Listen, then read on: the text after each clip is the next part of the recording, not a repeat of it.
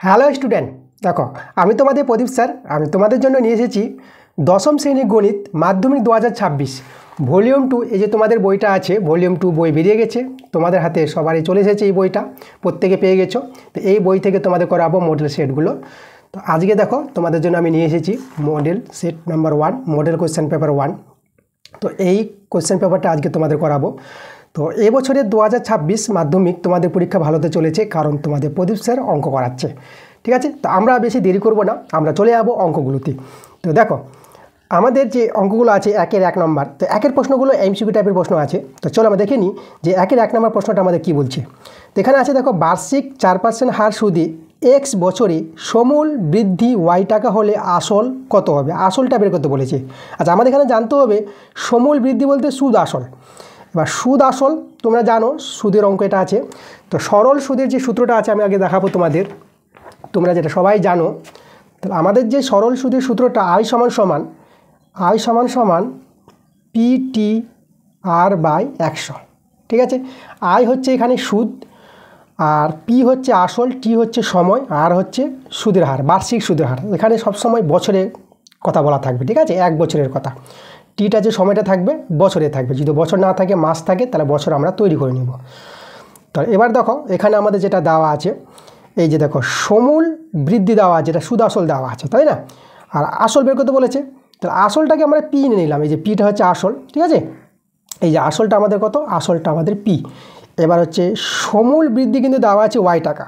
তাহলে দেখো সমূল বৃদ্ধি যেটা হচ্ছে, যেটাকে সুদ আসল বলা হয়, এখানে যেটা আমি বললাম তোমাদের সুদ আসল, এটাই হচ্ছে আমাদের সমূল বৃদ্ধি। এটা কত আছে, এটা ওয়াই টাকা আছে। তাহলে আসল জানা আছে আর সুদ আসল জানা আছে, তাহলে আমরা কিন্তু সুদ পেয়ে যাব। সুদ আসল থেকে আসল বাদ দিয়ে দেবো। এই যে সুদ আসল থেকে আসলটা বাদ দিলাম, তাহলে আমরা কত পেয়ে গেলাম, এটা সুদ পেয়ে গেলাম। এবার আমরা চলে যাবো সূত্রে। এই যে আমাদের যে সুদের সূত্র আই সমান পিটি আর বাই 100, এই সূত্রে মানগুলো বসিয়ে দেবো। আই আমরা পেলাম ওয়াই মাইনাস পি। ঠিক আছে, এবার পি তো আমাদের আসল, আর টি দেখো আমাদের এখানে সময়টা বলে দিয়েছিল এক্স বছরে, তো আমরা টি এর জায়গায় লিখে দেবো এক্স বছর। আর সুদের হার দেখো, এখানে আরটা আমাদের দেওয়া আছে, বার্ষিক 4% সরল সুদের হারে। তাহলে এখানে আরের মানটা কত, 4%। তাহলে এখানে আরের জায়গায় আমরা লিখে দেবো 4। এই যে পার্সেন্টেজ যেটা, তার জন্য কিন্তু নিচে 100 দেওয়া আছে। এবার এখান থেকে সরল করে পি এর মানটা বের করবো আমরা। তো দেখো আমরা আগে বর্গগুণ করে নিই। তাহলে এখানে 100 ওয়াই মাইনাস 100 পি সমান, আর এদিকে রয়ে যাবে আমাদের কত, 4px। এই যে দেখো, তাহলে এখান থেকে আমাদের কার মানটা দরকার, পি এর মানটা দরকার। তা দেখো পিগুলোকে যদি একদিকে করি, তাহলে 4px প্লাস 100p, আর এটা আমাদের হয়ে যাবে 100y। ঠিক আছে, দেখো এটা এদিকে নিয়ে গেলাম, তাই না, প্লাস হয়ে গেল, এটা এদিকে থেকে গেলো, আমরা ঘুরিয়ে নিয়েছি। তাহলে এখান থেকে আমরা পিটা কমন নিয়ে নিই, তাহলে আমাদের থেকে যাবে এখানে 4x প্লাস 100, আর এখানে রয়ে যাবে আমাদের 100y। তো পি এর মানটা যদি আমরা বের করে নিই, তাহলে পি সমান হয়ে যাবে আমাদের কত, 100y, আর নিচে হবে 4x প্লাস 100। দেখো আমাদের আসল কিন্তু বেরিয়ে গেছে। এবার অপশানগুলো আমরা দেখে নেব কোনটা অপশান মিলেছে। দেখো আমাদের অপশানে আমরা দেখতে পাচ্ছি, এই যে দেখো তো, এই যে 100y বাই 100 প্লাস 4x, দেখো আমাদের আছে 100y বাই এই যে 4x প্লাস 100 প্লাস 4x বা 4x প্লাস 100 একই জিনিস। ঠিক আছে, তাহলে আমরা কিন্তু মানটা পেয়ে গেছি। দেখো পি সমান 100y বাই 4x প্লাস 100। ওকে, তাহলে আমাদের কিন্তু অ্যান্সারটা কত নম্বর মিললো, আমাদের এখানে দেখতে পাচ্ছি সি নাম্বার অপশানটা মিলেছে। তাহলে অ্যান্সারটা কিন্তু আমাদের সি নাম্বার। চলে যাবো আমরা পরের প্রশ্ন। দেখো এবার আমরা করাবো 2-এর দাগের প্রশ্নটা, 1-এর 2 নাম্বার। দেখো 2-এর প্রশ্নটা আমাদের বলেছে ks² minus 3x plus k = 0। একটা দ্বিঘাত সমীকরণ দেওয়া আছে। তো এই দ্বিঘাত সমীকরণের বীজগুলি বাস্তব এবং সমান হলে k এর মান বের করতে বলেছে। এবার দ্বিঘাত সমীকরণের বীজগুলি বাস্তব এবং সমান যদি হয়, তাহলে আমাদের নিরূপক জানতে হবে। ঠিক আছে, নিরূপকটা শূন্যের সঙ্গে সমান হয়ে যায়।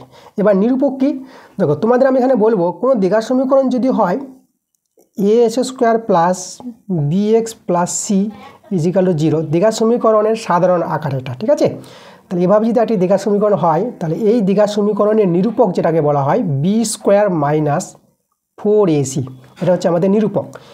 তো এই দ্বিঘাত সমীকরণের কোনো দ্বিঘাত সমীকরণের বীজদ্বয় যদি বাস্তব আর সমান বলে দেয় তাহলে নিরপেক্ষটা শূন্যের সঙ্গে সমান হয়ে যাবে। ঠিক আছে, তাহলে এবার লক্ষ্য করতে এখানে আমাদের বি স্কোয়ার, বি বলতে এক্সের সহগ, তাহলে এখানে আমরা বি এর জায়গায় -3 বসিয়ে দেবো। 4 ইন্টু এ হচ্ছে এস স্কোয়ার সহগ, এখানে আমাদের কে আছে, আর সি আমাদের এখানে কে আছে। ঠিক আছে, এই যে সিটা আমাদের কে ইজিক্যাল টু 0। তাহলে এখানে যদি সরল করে নিই, এখান থেকে সরল করে কে এর মানটা পেয়ে যাবো, এটা 9 পেয়ে যাবো, আর এটা 4 কে স্কোয়ার সমান 0। তাহলে -4 কে স্কোয়ার এদিকে সমান -9, মাইনাস মাইনাস কেটে দিলাম।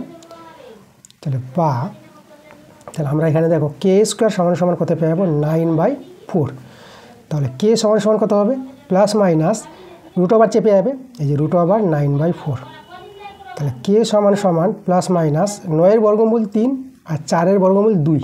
তাহলে দেখো কে এর মানটা প্লাস মাইনাস 3/2 পেয়ে গেলাম। তো প্লাস মাইনাস 3/2 অপশানে দেখো সেটা আমাদের ডি নাম্বার অপশানে আছে, তো অ্যান্সারটা কিন্তু আমাদের ডি নাম্বার। ঠিক আছে, তাহলে এখানে আমরা অ্যান্সার কিন্তু ডি নাম্বার পেয়ে গেছি। এবার আমরা চলে যাবো 3 নাম্বার প্রশ্নে। দেখো 3 নাম্বার প্রশ্নটা আমরা দেখে নেব কি বলছি। তো অঙ্কটা বলছে একটি বৃত্তের ব্যাসার্ধের দৈর্ঘ্য 13 সেমি এবং বৃত্তের একটি জের দৈর্ঘ্য 10 সেমি, বৃত্তের কেন্দ্র থেকে জের দূরত্ব কত সেটা বের করতে বলেছে। আচ্ছা, ছবিটা আমরা রাখি, ছবিটা তৈরি করলে প্রশ্নটা ভালো বোঝা যায়। জ্যামিতি অঙ্ক, প্রত্যেকটা জ্যামিতি অঙ্কের জন্য আমাদের ছবি কিন্তু দরকার। দেখো প্রথমে কি বলছে, একটি বৃত্তের কথা বলেছে, তো আমরা প্রথমে একটা বৃত্ত তৈরি করব। এই যে আমাদের বৃত্ত। তাহলে এখানে দেখো আমাদের বৃত্তের ব্যাসার্ধ দৈর্ঘ্য দেওয়া আছে, আমরা এখানে কেন্দ্রবিন্দু নিয়ে নিলাম, কেন্দ্রবিন্দু ও নিয়ে নিলাম, আর ব্যাসার্ধ। আবার এখানে একটি বৃত্তের একটি জের কথা বলেছে, তা বৃত্তের জে যদি আমরা নিয়ে নিই, দেখো এই যে আমরা বৃত্তের জে যেটা আমরা এবি নিয়ে নিলাম, এবি হচ্ছে বৃত্তের জে। আর এখানে ব্যাসার্ধ বলতে এই যে দেখো আমরা যদি ও এ যোগ করে দিই, ও এ হচ্ছে আমাদের ব্যাসার্ধ। এই ও এ দেওয়া আছে কত, 13 সেমি দেওয়া আছে, আর যে দৈর্ঘ্য দেওয়া আছে এবিটা 10 সেমি। এখানে এবি কিন্তু আমাদের কত, এবিটা আছে 10 সেমি। আমাদের যেটা বলেছে প্রশ্নে যে বৃত্তের কেন্দ্র থেকে জের দূরত্ব, এই যে কেন্দ্র আছে না, কেন্দ্র থেকে জের দূরত্ব বলতে দেখো লম্ব দূরত্ব, এটা তো লম্ব এখান থেকে তৈরি করতে হবে। যদি আমরা পি বিন্দু নিয়ে নিই, তাহলে এই যে ওপিটা এবির উপর লম্ব আছে, তাহলে আমাদের এই কোণটা 90 ডিগ্রি। তাহলে আমাদের ত্রিভুজটা দেখো তো এ ও পি, এটা সমকোণী ত্রিভুজ। তাহলে দেখো এই সমকোণী ত্রিভুজের দেখো আমাদের কিন্তু এবিটা জানা আছে, তাহলে এবি জানা থাকলে আমরা এপি পেয়ে যাব। দেখো তোমাদের এখানে জানতে হবে এপিটা এবির অর্ধেক হবে।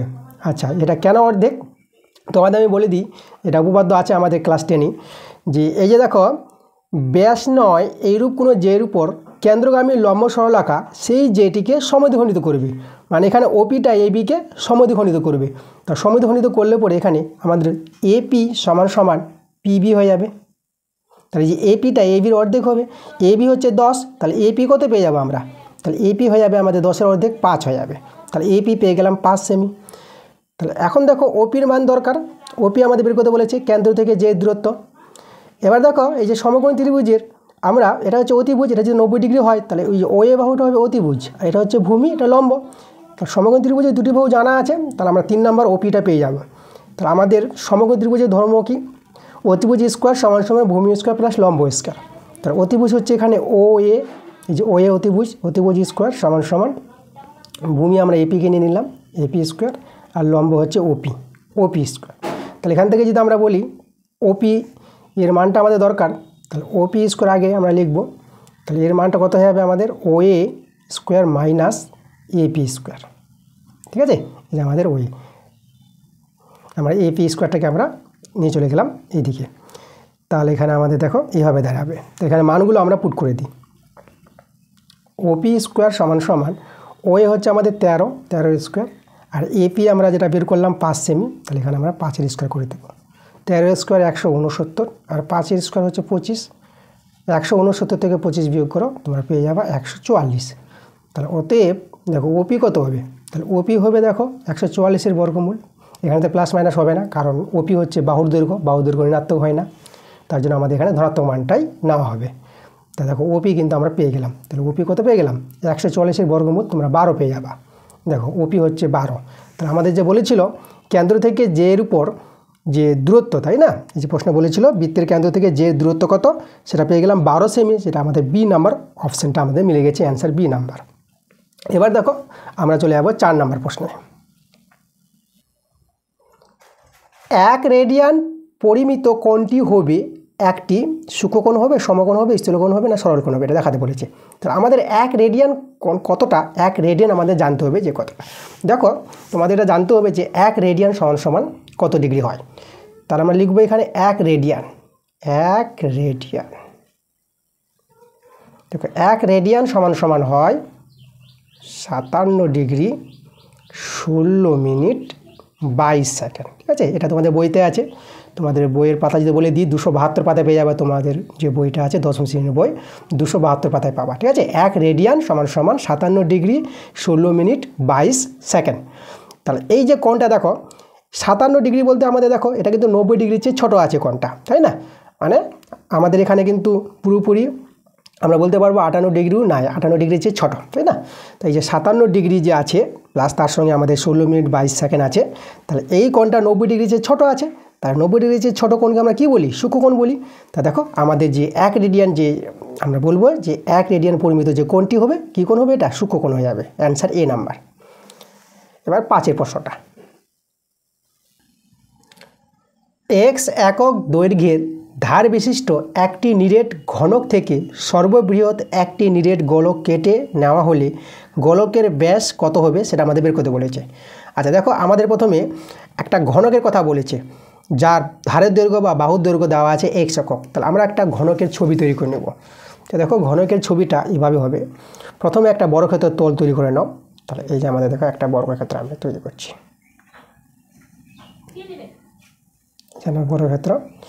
তারপরে আর একটা আমরা মধ্যে একটা বর্গক্ষেত্র তৈরি করব। দেখো এভাবে একটা বর্গক্ষেত্র তৈরি করে নাও। তারপরে এইভাবে এদিকে যোগ করে, এখানে যোগ করে দাও, এখানে যোগ করে দাও, আর এইদিকে যোগ করে দাও। দেখো আমাদের ঘনক তৈরি হয়ে গেছে। ঘনক বলতে দেখো ঘনকের ধারগুলো কিন্তু সমান হয়। ঠিক আছে, প্রত্যেকটা ধার কী হবে? সমান হবে। আচ্ছা তাহলে এখানে ঘনকের ধারের দৈর্ঘ্য তো দেওয়া আছে, প্রত্যেকটা ধারের দৈর্ঘ্য x একক। এবার এই ঘনক থেকে সবচেয়ে বড় গোলক কেটে নেবে, সর্ববৃহৎ গোলক।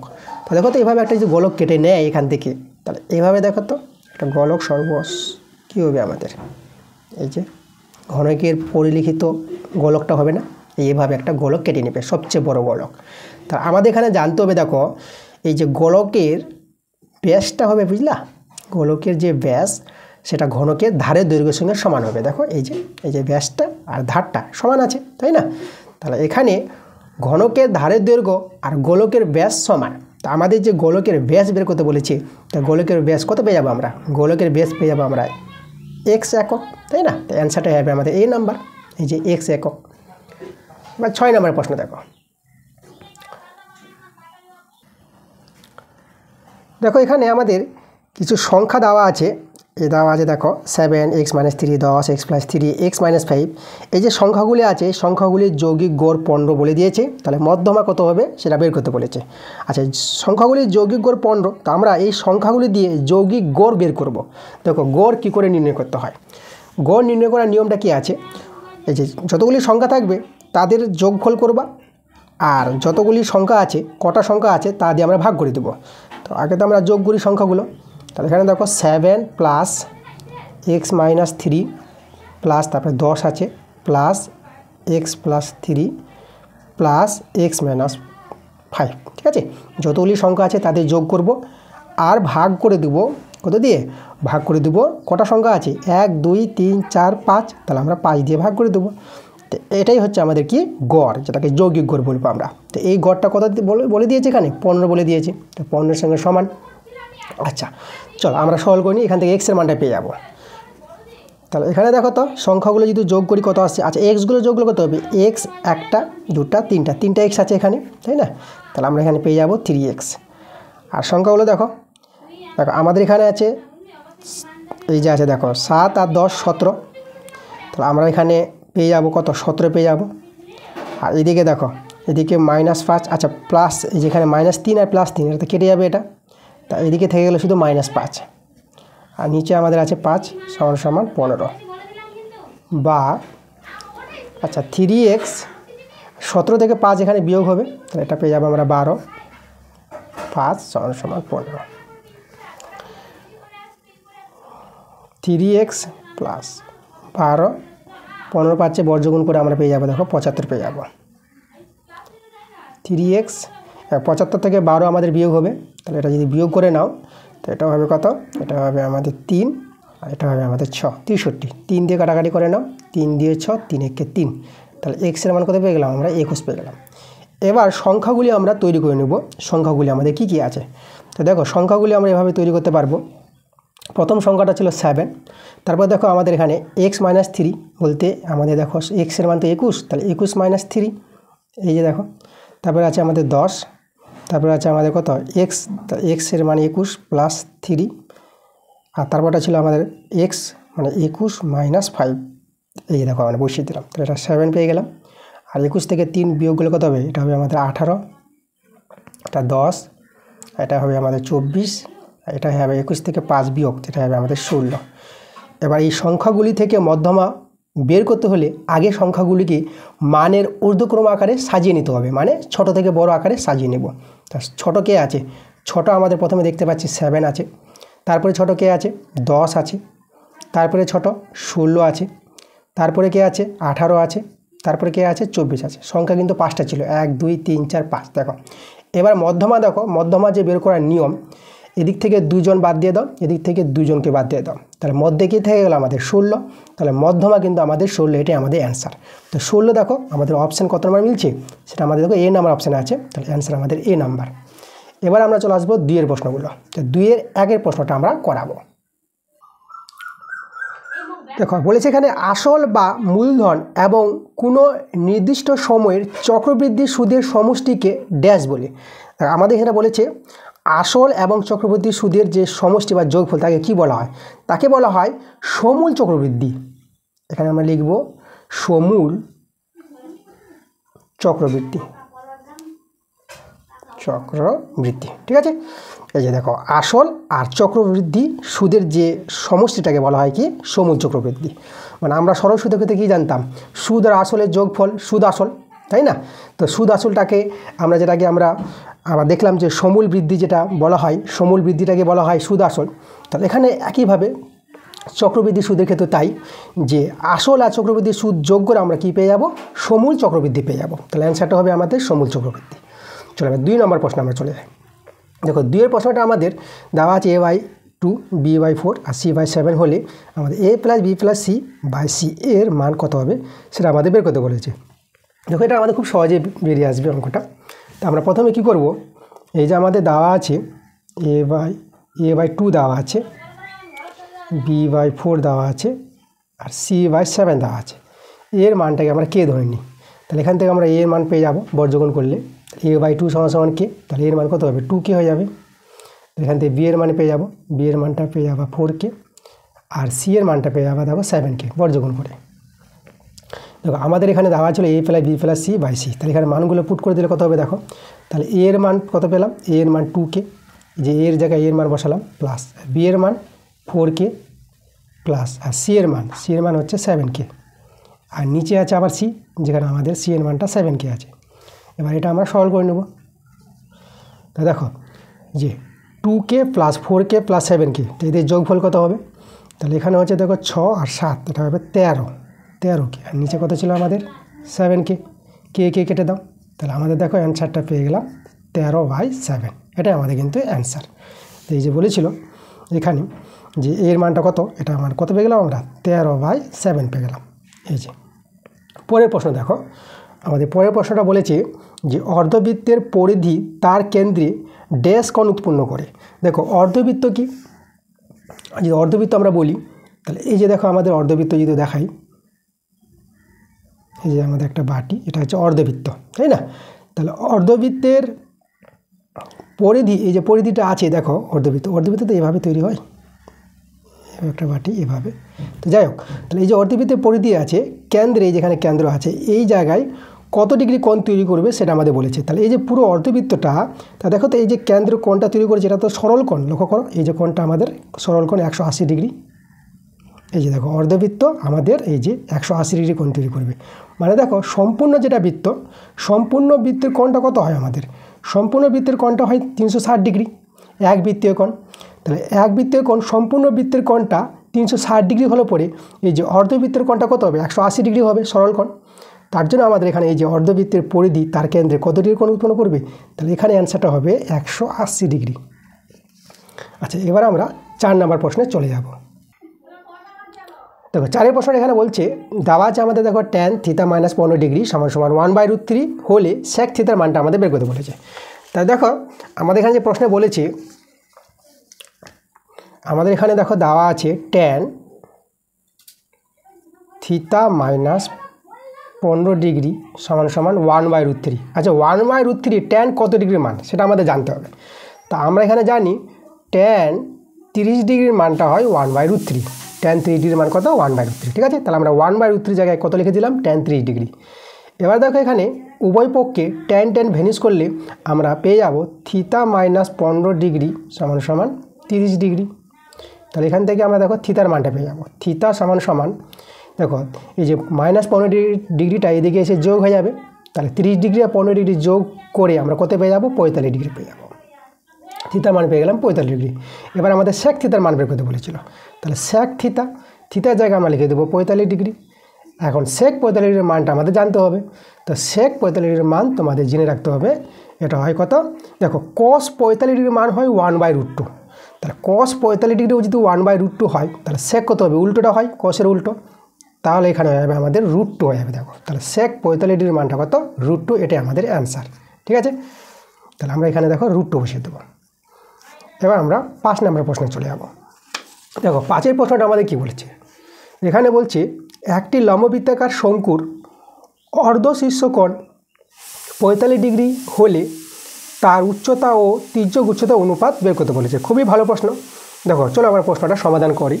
তো এখানে যেটা আমাদের বলেছে শঙ্কুর কথা বলেছে, তাহলে আমরা প্রথমে কি করব, একটা শঙ্কুর ছবি এঁকে নেব।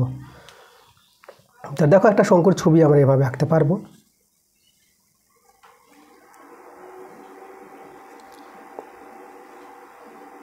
এই যে আমাদের একটা শঙ্কু, দেখো এখানে যদি আমরা শঙ্কুর কেন্দ্রবিন্দু ভূমির কেন্দ্র ও, এটা আমরা এ নাম দিলাম, এটা আমরা বি নাম দিয়ে দিলাম। তাহলে দেখো আচ্ছা আমাদের এখানে ছবিটা একটু অন্যরকম আমরা আঁকার চেষ্টা করি। দেখো ছবিটা যদি আমরা এভাবে আঁকি, এখানে যেহেতু আমাদের দেখো এই ক্ষেত্রে আমাদের উচ্চতার ব্যাসার্ধটা সমান হয়ে যাবে, তাই না। তো উচ্চতার ব্যাসার্ধ সমান হলে পরে তো শঙ্কুর ছবিটা একটু এভাবে আঁকি, ভূমিটাকে একটু বড় করে নিই, এভাবে করেছিলাম, ঠিক আছে। আর এটা এভাবে করেছিলাম। দেখো একটা ভয়ানক ছবি দেখাচ্ছে শঙ্কুর, যাই হোক। তাহলে এবার লক্ষ্য করতো, এবার একটু আমাদের দেখো সামঞ্জস্য এসেছে। তাহলে এটা আমাদের দেখো কেন্দ্র, এটা আমরা এ, এটা আমরা বি নাম দিয়ে দিলাম। তাহলে আমাদের এটা হচ্ছে ব্যাসার্ধ যেটা আর ও বিটা, আর এটা হচ্ছে উচ্চতা ও এ, এটা এ বিটা হচ্ছে তির্যক উচ্চতা যেটা আমরা এল নিয়ে নেব। ওকে, এখানে যেটা বলেছে আমাদের যে অর্ধ শীর্ষকোণ, অর্ধ শীর্ষ বলতে দেখো পুরো কোণটা হচ্ছে শীর্ষকোণ, আর অর্ধ শীর্ষ হচ্ছে এইটুকুটা, এই কোণটা আমাদের দেওয়া আছে কত 45 ডিগ্রি দেওয়া আছে অর্ধ শীর্ষকোণ। তাহলে এই কোণটা যদি 45 ডিগ্রি হয়, তাহলে আমরা এই যে আমাদের দেখো এখানে যে এটা সমকোণী ত্রিভুজ তৈরি করেছে, এটা সবসময় কী হবে 90 ডিগ্রি হবে। তাহলে এই দিককার কোণটা কত হবে আমাদের, এই যে ও বি এ কোণটা বা এ বি ও কোণটা, এটা হবে আমাদের 45 ডিগ্রি, কারণ এ 90 ডিগ্রি, 45 ডিগ্রি, এটা 45 ডিগ্রি। তাহলে এই দুটো কোণ সমান, তাহলে এই দুটো কোণ সমান হলে পরে এই দুটো বাহু আমরা সমান পেয়ে যাবো, ঠিক আছে। তাহলে আমাদের দেখো এটা যদি সমকোণী ত্রিভুজ হয়, তো এটা তো আমাদের অতিভুজ, এলটা এল হচ্ছে অতিভুজ, তো অতিভুজ স্কোয়ার, আর যে ভূমি স্কোয়ার, ভূমি হচ্ছে আমাদের আর স্কোয়ার প্লাস লম্ব স্কোয়ার, সেটা হচ্ছে এইচ স্কোয়ার, তাই না। তাহলে এখানে দেখো এই যে অর্ধ শীর্ষকোণ 45 ডিগ্রি দেওয়া আছে বলে আমাদের এই যে উচ্চতা, শঙ্কুর উচ্চতা আর ভূমির ব্যাসার্ধ কিন্তু সমান হয়ে যাবে। এখানে আমাদের দেখো এইচ সমান সমান আর হয়ে যাবে, ঠিক আছে। তাহলে আমরা কি করব, এল স্কোয়ার সমান সমান আমরা এই যে আরের জায়গায় আমরা কি লিখতে পারবো, আরের জায়গায় আমরা কিন্তু এইচ লিখতে পারবো। তাহলে এখানে আমরা এইচ লিখে দিলাম, ঠিক আছে, এইচ স্কোয়ার। আমরা আর স্কোয়ারটাকে সরিয়ে দিলাম, যেহেতু আমাদের এখানে বলে দিয়েছে যে উচ্চতা তির্যক, ঠিক আছে, শঙ্কুর উচ্চতা আর তির্যক উচ্চতা অনুপাত বের করতে বলেছে। তাহলে আমাদের ব্যাসার্ধের দরকার নেই, তার জন্য আমরা ব্যাসার্ধ জায়গায় আমরা দেখো আমরা উচ্চতা লিখে দিয়েছি। তাহলে এখানে এল স্কোয়ার সমান সমান কত পেয়ে গেলাম 2h স্কোয়ার। তা দেখো তো আমরা এখানে এল স্কোয়ার বাই এইচ স্কোয়ার করে দিলাম সমান সমান এটা আমরা 2 পেয়ে গেলাম। আচ্ছা এখানে লক্ষ্য করো আগে আমাদের কি বলেছে, আগে কিন্তু উচ্চতা বলেছে, তারপরে তির্যক উচ্চতা বলেছে। তাহলে আমরা আগে এইচটাকে করব। তাহলে এখানে যদি আমরা এইচটা আগে লিখি, তাহলে এখানে আমরা করব H square by L square, তো এটা 1/2 হয়ে যাবে। তাহলে এখানে দেখো আমরা যদি করি এইচ বাই এল তার হোল স্কোয়ার, আর এটাকে আমরা 1/√2 তার হোল স্কোয়ার লিখে দিলাম, তাই না? এটার স্কোয়ারটা ভাঙালে 1/2 ফিরে পাবো, ঠিক আছে? তাহলে স্কোয়ার স্কোয়ার আমরা দেখো পাওয়ার সমান হলে মূল সমান সূচকের নিয়মে, তাহলে আমরা এইচ সমান এল কত পেয়ে যাবো আমরা 1/√2 পেয়ে যাবো। তাহলে এখান থেকে দেখো আমরা অতএব এইচ ইজ টু এল মানে উচ্চতা, শঙ্কুর উচ্চতা আর তির্যক উচ্চতার যে অনুপাতটা, উচ্চতা এবং তির্যক উচ্চতার অনুপাত আমরা কত পেয়ে গেলাম 1:√2 পেয়ে গেলাম। দেখো এটা আমাদের অ্যান্সার। তাহলে এখানে দেখো আমরা অ্যান্সারটা লিখে দেবো। এই যে বলেছিল যে শঙ্কুর উচ্চতা এবং তির্যক উচ্চতার অনুপাত কত, 1:√2 পেয়ে গেলাম, এটাই আমাদের অ্যান্সার। এবার আমরা চলে যাবো 6 নম্বর প্রশ্ন। এই যে আমাদের 6 নম্বর প্রশ্ন। দেখো এখানে বলেছে যদি y = 3x - 5 এবং x এর সংখ্যাগুরু মান 15 হয় তবে y এর সংখ্যাগুরু মান কত সেটা বের করতে বলেছে। আচ্ছা এখানে x এর সংখ্যাগুরু মান দেওয়া আছে, তাহলে এখানে x এর মান 15, তাহলে আমরা এখানে দেখো x সমান পেয়ে গেলাম কত 15 পেয়ে গেলাম, যেহেতু x এর সংখ্যাগুরু মান 15, x এর মান 15, আর x এর মানটা আমরা এখানে x এর জায়গায় বসিয়ে দেবো এই সমীকরণে, তাহলে y এর মানটা পেয়ে যাবো। দেখো তো এখানে y সমান কত হবে, 3 × x এর মান তো 15 আর -5, 15 × 3 = 45 -5, তাহলে এখানে দেখো 45 থেকে 5 বিয়োগ করে আমরা কত পেয়ে যাবো 40 পেয়ে যাবো। তাহলে y এর মানটা কত পেয়ে গেলাম 40 পেয়ে গেলাম। এই যে y এর সংখ্যাগুরু মান বলেছে, তাহলে y এর সংখ্যাগুরু মানটা আমরা পেয়ে যাবো কত 40 পেয়ে যাবো, এটাই আমাদের অ্যান্সার, ঠিক আছে? তাহলে এখানে আমাদের অ্যান্সারটা হয়ে গেল কত 40। এবার আমরা 3-এর প্রশ্নগুলোতে চলে যাব। দেখো 3-এর প্রশ্নগুলো আছে আমাদের সত্য মিথ্যা, তা 3-এর 1-এর প্রশ্নটা আমরা করাবো। দেখো বলছে কোনো ব্যবসায় রাম ও রহিমের মূলধনের অনুপাত 5:6, ওই ব্যবসায় 2200 টাকা লাভ হলে রহিমের লভ্যাংশ 1200 টাকা হবে, এটা সত্য না মিথ্যা? দেখো তো আমাদের রহিমের লভ্যাংশ যদি 1200 টাকা বের হয় তাহলে আমাদের বলবো সত্য অ্যান্সারটা, আর যদি না বের হয় তাহলে মিথ্যা। তা চলো আমরা এখানে এই যে অনুপাত থেকে এবং যে লাভ বলে দিয়েছি সেই অনুপাত এবং লাভ থেকে রহিমের লভ্যাংশটা বের করে দেখব কত আসছে। তাহলে এখানে রাম ও রহিমের মূলধন অনুপাত তো দেওয়া আছে 5:6, তাহলে দেখো তো রহিমের লভ্যাংশ কত হবে, রহিমের লাভ যেটা, তাই না? তাহলে আমরা এখানে বের করব রহিমের লভ্যাংশ বের করব।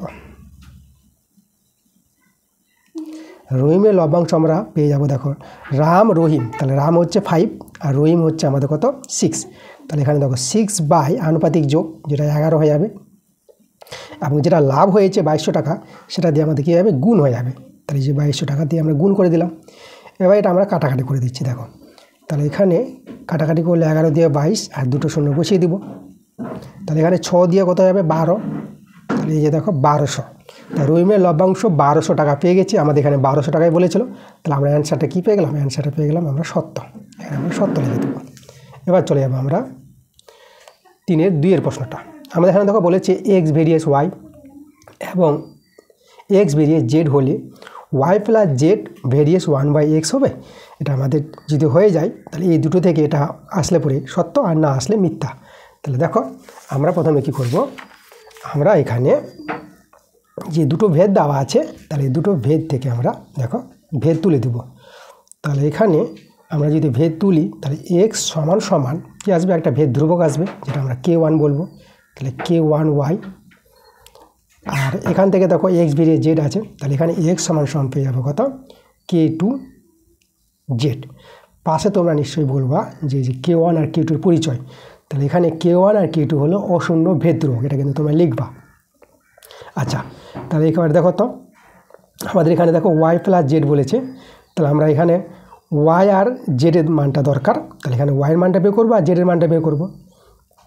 যদি y এর মানটা আমরা বের করতে চাই তাহলে দেখো আমাদের কত আসবে x/k1 = y, আর এখান থেকে x/k2 = z। তাহলে এবার আমরা দেখো y + যেহেতু আমাদের এখানে বলে দিয়েছিল প্রশ্নে আমাদের বলেছে কত, দেখো প্রশ্নে আমাদের বলেছে y + z, তাহলে আমরা এখানে y + z লিখব, এই যে y + z এর যোগফল, তাহলে এখানে আছে দেখো এটা হচ্ছে x/k1 আর এটা হচ্ছে x/k2, এই যে x/k1 y এর মানটা আর z এর মানটা আছে x/k2, তাহলে এখান থেকে দেখো তো এক্সটা যদি কমন নিয়ে নিই তাহলে এখানে 1/k1 প্লাস এটা হবে আমাদের 1/k2। তাহলে দেখো এটা তো আমাদের একটা ধ্রুবক, এই ধ্রুবকটাকে আমরা ছোটো ধ্রুবক আমরা n নিয়ে নিলাম, তাহলে n ইন্টু এক্স। তাহলে আমরা এটা কী পেয়ে গেলাম, এটা তো ছিল এদিকে y প্লাস জেড ছিল, তো y প্লাস জেড সমান সমান n ইন্টু এক্স, এর nটা হচ্ছে আমাদের ধ্রুবক। তাহলে এখান থেকে আমরা বলতে পারবো y প্লাস জেড ভেরিয়েস, তাই না? এই সমান সমান ধ্রুবক উঠালে পরে আমরা পেয়ে যাবো ভেরিয়েস। এটাকে আমরা বাংলা যেটাকে বলি ভেদ, তাই না? ভেদকে আমরা ভেদে ইংরেজি জানি ভেরিয়েশন, সেই ভেরিয়েশনকে আমরা বলতে পারবো ভেরিয়েস, ঠিক আছে, সংক্ষেপে। তাহলে y প্লাস জেড ভেরিয়েস এক্স, এই যে দেখো, তাহলে আমাদের কিন্তু এই মানটা আসলো। এখানে প্রশ্নে কী বলে দিয়েছিল, প্রশ্নে 1/x দেওয়া আছে, কিন্তু আমাদের তো 1/x আসেনি, তাহলে অ্যান্সারটা কিন্তু এটা সত্য হলো না। তাহলে এই অ্যান্সারটা কী হবে, এটা হবে আমাদের মিথ্যা। এবার আমরা চলে যাব 3 নম্বর প্রশ্নে। দেখো 3 প্রশ্নটা বলছে আয়তক্ষেত্রের বাহুগুলির বর্গের সমষ্টি কর্ণ দুটির বর্গের সমষ্টির সমান, এটা আমাদের বলেছে। যদি এটা এভাবে হয় তাহলে সত্য, না হলে মিথ্যা। তাহলে দেখো প্রথমে আমরা একটা আয়তক্ষেত্রের ছবি তৈরি করে নিই। তাহলে এখানে আমরা কী করব, একটা আয়তক্ষেত্রের ছবি তৈরি করব। এই যে আমাদের দেখো একটা আয়তক্ষেত্র, এখানে দেখো আয়তক্ষেত্রের বাহুগুলি, এখানে দৈর্ঘ্য প্রস্থ হবে, এটা হচ্ছে দৈর্ঘ্য, এটা হচ্ছে আমাদের প্রস্থ, দৈর্ঘ্য প্রস্থ আমরা ধরে নিলাম, এটা এক্স, এটা ওয়াই, ঠিক আছে। এবার দেখো তো এটা যদি দৈর্ঘ্য প্রস্থ হয় তাহলে আমাদের দেখো বাহুগুলির, এই যে আয়তক্ষেত্রের বাহুগুলির বর্গের সমষ্টি, তাহলে বাহুগুলি যদি বর্গ করি তাহলে এটা যদি এক্স হয় তো এটা আমাদের এক্স হবে, এটা ওয়াই হলে এটা আমাদের ওয়াই হবে। তাহলে বাহুগুলির বর্গের সমষ্টি বলতে কত হবে, দেখো S square Y square plus Y square. তো দেখো এই যে বাহুগুলির বর্গের সমষ্টি যেটা বলেছিল, এই যে আয়তক্ষেত্রের বাহুগুলির বর্গের সমষ্টি, মানে যে প্রত্যেকটা বাহুর দেখো আমরা বর্গ করে আমরা সমষ্টি করেছি, মানে যোগফল করেছি। এবার বলেছে যে কর্ণ দুটির বর্গের সমষ্টি। কর্ণ বলতে এই যে দেখো এই বরাবর কর্ণ একটা আছে, আর এইদিকে একটা কর্ণ আছে, আমাদের এই দুটি কর্ণ আছে। তাহলে কর্ণের দৈর্ঘ্য আমরা কি জানি, আয়তক্ষেত্রের কর্ণের দৈর্ঘ্যের সূত্র হচ্ছে রুট ওভার দৈর্ঘ্য স্কোয়ার প্লাস প্রস্থ স্কোয়ার, তাহলে S square plus Y square, তার বর্গ, এই যে কর্ণ দুটির বর্গের সমষ্টি, তাহলে একটা কর্ণ আর একটা কর্ণ, যে রুট ওভার দৈর্ঘ্য স্কোয়ার প্লাস প্রস্থ স্কোয়ার। এই যে তো এটা আমাদের সমান বলেছে, আমি সমান দিয়ে দিলাম। যদি উভয় দিকে সমান হয়ে যায় তাহলে আমাদের দেখো অ্যান্সারটা সত্য হবে, আর সমান যদি না হয় তাহলে মিথ্যা। তা চলো দেখি কী বের হচ্ছে। তাহলে এখানে আমরা দেখো এস স্কোয়ার আমরা পেয়ে যাবো 2s স্কোয়ার, আর ওয়াই স্কোয়ার পেয়ে যাবো আমরা 2y স্কোয়ার যোগ করে। দেখো স্কোয়ারের জন্য আমাদের কী হবে, রুটটা উঠে যাবে, স্কোয়ার আর রুট ওভার থাকলে পরে স্কোয়ারের জন্য রুটটা উঠিয়ে দেবা, S square plus Y square. একইভাবে এখানে S square plus Y square, তো এইদিকে তো আমরা পেয়েছি 2s square plus 2y square. একইভাবে দেখো এস স্কোয়ার যোগ করে আমরা পেয়ে যাবো 2s স্কোয়ার, আর ওয়াই স্কোয়ার যোগ করে আমরা কত পেয়ে যাবো 2y স্কোয়ার। দেখো উভয় দিকে কিন্তু সমান চলে এসেছে। সমান যদি না হয় তাহলে আমরা এখান থেকে নোট সমান আমরা কেটে দিতাম, যেহেতু সমান চলে যাচ্ছে তাহলে কিন্তু দেখো আমাদের অ্যান্সারটা কিন্তু সত্য হবে। যেটা বলেছিল আয়তক্ষেত্রের বাহুগুলির বর্গের সমষ্টি কর্ণ দুটির বর্গের সমষ্টির সমান, তো কথাটা কিন্তু আমাদের সত্য বলেছে, তাহলে অ্যান্সারটা এখানে হয়ে গেল সত্য।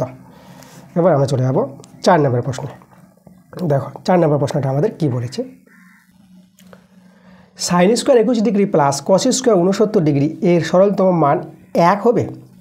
আমরা দেখব এর সরল করে এর সরলতম মানটা যদি 1 হয় তা সত্য, না হলে মিথ্যা। তা দেখো এখানে এই যে 69 ডিগ্রি আর 21 ডিগ্রি এই দুটি কোণের যোগফল যদি করো তাহলে তোমরা 90 ডিগ্রি পেয়ে যাবা, পরস্পর পূরক কোণ আছে। তো দেখো তো এখানে আমরা যদি সরলটা করি তার আমরা সরলটা পেয়ে যাব, তারপর আমরা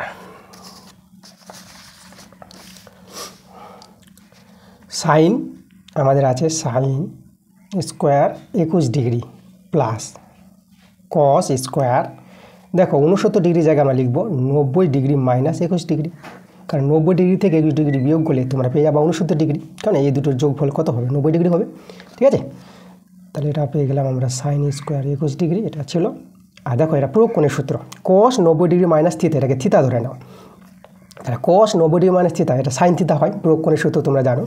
এই যে দেখো আমি যদি এখানে সূত্রটা লিখি কস 90 ডিগ্রি মাইনাস থিতা, এটা সমান সমান কী হয় আমাদের সাইন থিতা হয়, পূরক কোণের সূত্র। তাহলে এখানে আমরা পেয়ে যাবো সাইন স্কোয়ার 21 ডিগ্রি পেয়ে যাবো। তা দেখো তো এখানেও সাইন স্কোয়ার 21 ডিগ্রি, এখানেও সাইন স্কোয়ার 21 ডিগ্রি, তো এটা সরল করে কত পেয়ে যাবো আমরা 2 sine square 2 sin square 21 degree পেয়ে গেলাম। দেখো এটা কিন্তু আমাদের সরলতম মান। এখানে যদি cos না থাকে সাইন থাকতো, তখন সাইন থাকলে এখানে cos হয়ে যেত, তখন cos স্কোয়ার 21 ডিগ্রি হতো, তাহলে sine square 21 degree, cos square 21 degree, তখন কিন্তু 1 আসতো। এই ক্ষেত্রে কিন্তু 1 আসলো না। তাহলে 1 আসলো না বলে অ্যান্সারটা দেখো এই যে এখান থেকে 1 নাই বলে আমাদের অ্যান্সারটা কী হবে, এটা মিথ্যা হবে। তাহলে আমাদের অ্যান্সারটা হয়ে গেলে এটা মিথ্যা। এবার চলে যাবো আমরা 5 নম্বর প্রশ্নে। দেখো 5 প্রশ্নটা বলেছে অর্ধগোলকের বক্রতলের ক্ষেত্রফল ভূমির ক্ষেত্রফলের দ্বিগুণ, এটা বলেছে আমাদের। তাহলে দেখো আমাদের এখানে অর্ধগোলকের ছবিটা তৈরি করতে হবে। তাহলে অর্ধগোলক আমাদের কীভাবে হয়, আমাদের অর্ধগোলক হচ্ছে একটা বাটি, এই যে দেখো আমরা বাটি করছি,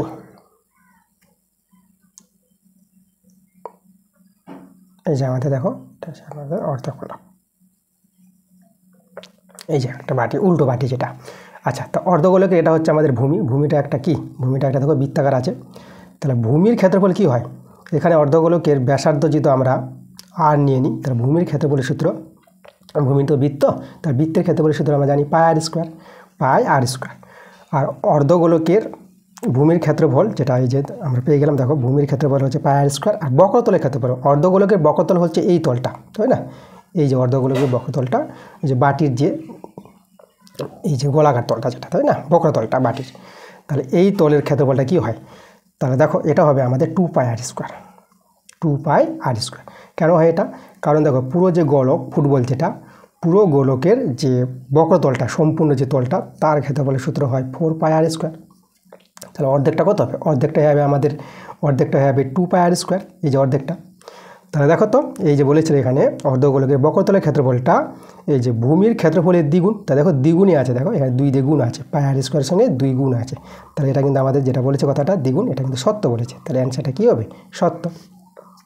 এবার আমরা চলে যাবো 5 নম্বর প্রশ্নে, 5 নম্বরটা 6 নম্বর প্রশ্নে চলে যাবো, 5 নম্বরটা করে দিলাম, 6 নম্বর প্রশ্নে। দেখো 6 প্রশ্নটা বলেছে ক্রমযৌগিক পরিসংখ্যা লেখচিত্র থেকে কোনো তথ্যের মধ্যমা নির্ণয় করা যায়। হ্যাঁ, এটা কিন্তু আমাদের ঠিক বলেছে, ক্রমযৌগিক পরিসংখ্যার লেখচিত্র যেটা অজাইব হয়, সেখান থেকে কিন্তু অজাইব লেখচিত্র থেকে আমরা মধ্যমা নির্ণয় করতে পারবো, এটা কিন্তু অ্যান্সারটা কী হবে, সত্য। আচ্ছা, তোমাদের আমি বই থেকে দেখাবো, তোমাদের যে বইটা আছে দশম শ্রেণীর গণিত বইটা, সেখানে চলে যাবা 353 পাতায়, যেটা আমি দেখাই, এই যে দেখো আমাদের যেটা অজাইব আছে, এই যে কর্মযৌগিক পরিসংখ্যা এগুলো, তাই না, এই যে কর্মযৌগিক পরিসংখ্যার যে তত্ত্ব, এই তত্ত্ব থেকে কিন্তু আমরা কি, এই যে অজাইব লেখচিত্র থেকে এই যে মধ্যমা আমাদের যে তৈরি হয়েছে, ঠিক আছে, এই যে মধ্যমা আমাদের মধ্যমা নির্ণয়, এই যে মধ্যমার মান পেয়েছে, তাহলে কর্মযৌগিক পরিসংখ্যার তত্ত্ব থেকে আমরা মধ্যমা নির্ণয় করতে পারবো, এটা আমাদের যে অ্যান্সারটা সত্য হবে। এরপরে আমরা চলে যাবো 4 প্রশ্নগুলোতে। দেখো 4 যে প্রশ্নগুলো আছে, তা আমরা প্রথমে 4 1 প্রশ্নটা করাবো। দেখো 4 প্রশ্নটা বলেছে এক ব্যক্তির বেতন প্রতি বছর 10% হারে বৃদ্ধি পেয়ে তৃতীয় বছরের শেষে বেতন হয়, এই যে দেখো এখানে 26,620 টাকা হয়। ওই ব্যক্তির মূল বেতন কত ছিল সেটা আমাদের বের করতে বলেছে। তাহলে ওই ব্যক্তির মূল বেতনটা আমরা ধরে নেব x টাকা, ঠিক আছে, x টাকা ছিল মূল বেতন, এক্সের মানটা আমাদের বের করতে হবে। তাহলে এখানে দেখো এটা হচ্ছে আমাদের অঙ্কটা, সমহার বৃদ্ধির অঙ্কটা আছে, তাহলে দেখো তোমাদের আমি করাচ্ছি।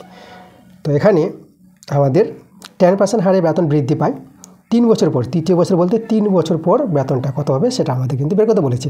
তাহলে দেখো আমাদের সমহার বৃদ্ধি যেটা সূত্র, এই যে বর্তমান যেটা মূল বেতন ছিল, তাহলে মূল বেতন এক্স ইন্টু যেটা আমাদের সূত্র, এই যে 1 প্লাস সমুদ্র চক্রবৃদ্ধির সূত্রটার মতনই আমাদের সূত্রটা হবে, সমহার বৃদ্ধির যে সূত্রটা, তাহলে এক্স ইন্টু এই যে বর্তমান যেটা বেতন ছিল এক্স ইন্টু 1 প্লাস r/100, আর হচ্ছে এখানে আমাদের কত 10% সুদের হারটা, এই যে বৃদ্ধির হার যেটা সুদ বলবো না, এখানে বৃদ্ধির হার, বেতনের বৃদ্ধির হার হচ্ছে 10%, তাহলে 10/100 হবে, ঠিক আছে, এখানে r/100 হয় 10/100, আর এখানে পাওয়ারটা হয় আমাদের কত n হয়, মানে সময় বলেছে 3 বছর, তাহলে এখানে আমরা 3 দিয়ে দেবো।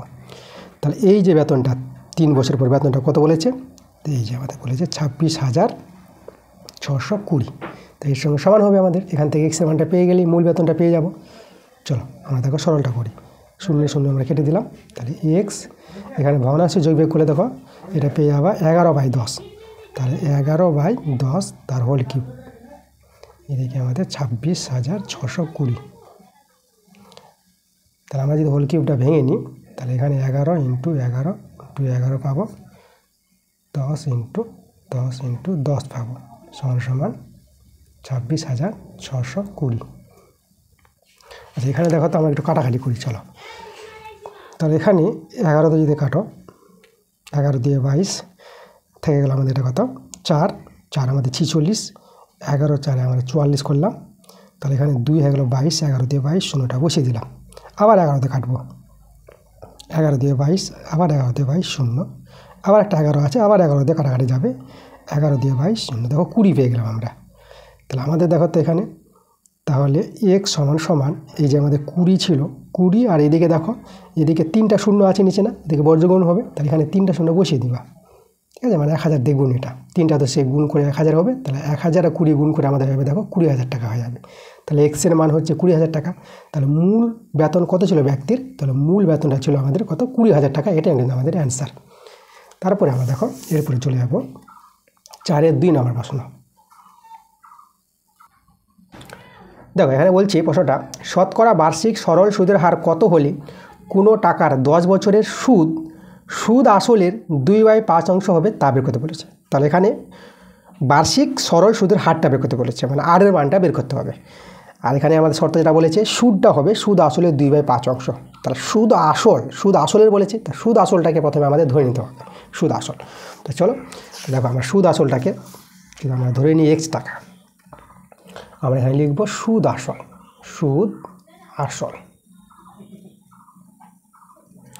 আমরা ধরে নিলাম x টাকা। ওকে, তাহলে সুদ আসল যদি x টাকা হয়, তা দেখো তো আমরা আয় যেটা সুদ আমরা কত পেয়ে যাব, সুদ আসলের 2/5 অংশ।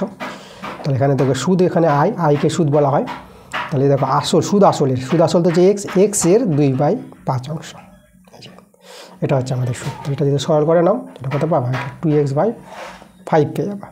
আমরা সুদ পেয়ে গেলাম। আর সুদ আসল জানা আছে, সুদ আসল আর সুদ জানা থাকলে আমরা আসল পেয়ে যাবো। আসল হচ্ছে আমরা পি বললাম আসলটাকে। তাহলে সুদ আসল থেকে সুদটা আমরা বিয়োগ করে দেবো, সুদ আসল থেকে সুদ বিয়োগ করলে আসল পাওয়া যায়। এটা যদি ভগ্নাংশে যোগ বিয়োগ করে নাও, তাহলে লসাগু হবে দেখো 5 লসাগু, তো এটা 5x, এটা 2xটা নেমে যাবে, তো এটা পেয়ে যাবা 3x/5 পেয়ে যাবা ভগ্নাংশে যোগ বিয়োগ করে। তো এটা আমাদের আসল পি পেয়ে গেলাম। এবার দেখো আমরা চলে যাবো সরল সুদের যে সূত্রটা। সরল সুদের সূত্রটা আমরা কি জানি, আই সমান PTR/100। তাহলে এখানে আমরা মানগুলো বসিয়ে দিই, ঠিক আছে। আচ্ছা, মানগুলো যদি আমরা বসিয়ে দিই, তাহলে আই কত, আমরা পেয়েছি দেখো 2x/5, এই যে আমরা সুদ পেয়েছি এটা। আর পি আসল আমরা বের করলাম 3x/5 ইন্টু টি সময়। তাহলে এখানে দেখো আমাদের এখানে সময়টা কত বলেছে, এখানে প্রশ্ন বলে দিয়েছে 10 বছরের সময়টা, তাই টি এর জায়গায় আমরা 10 বসিয়ে দেবো। আর এখানে আরটা কিন্তু আমাদের বের করতে হবে, তাহলে আরটা কিন্তু আরে রেখে দেবো। আর নিচে 100 ছিল, আমরা নিচে 100 দিয়ে দেবো। এর একটা শূন্য কেটে দিলাম, এখানকার এক্সট্রা কেটে দেবো, ঠিক আছে। আচ্ছা, এবার যদি এটাকে দেখে সরল করি, তাহলে 2/5 সমান এটা 3/5 থেকে গেল। আর এখানে r/10 এভাবে রেখে দিলাম, এটাকে 5 কেটে দেবো আমরা এখানে। আচ্ছা, আর তো কাটাকাটি যাচ্ছে না, তাহলে দেখো তো আমরা যদি এখানে বর্গগুণ করে দিই, তাহলে এটা বর্গগুণ করে তোমরা 3r পেয়ে যাবে, যে 3r সমান আর 10 আর 2 গুণ হয়ে এটা 20 হয়ে যাবে। তাহলে আমরা r এর মানটা কত পেয়ে গেলাম, তাহলে r এর মানটা পেয়ে গেলাম 20/3 পেয়ে গেলাম। এটা যদি ভাগ করে দাও, 3×6=18, এটা 2 নেমে যাবে। তাহলে আমাদের দেখো আমাদের অ্যান্সারটা হয়ে যাবে 6.2/3%।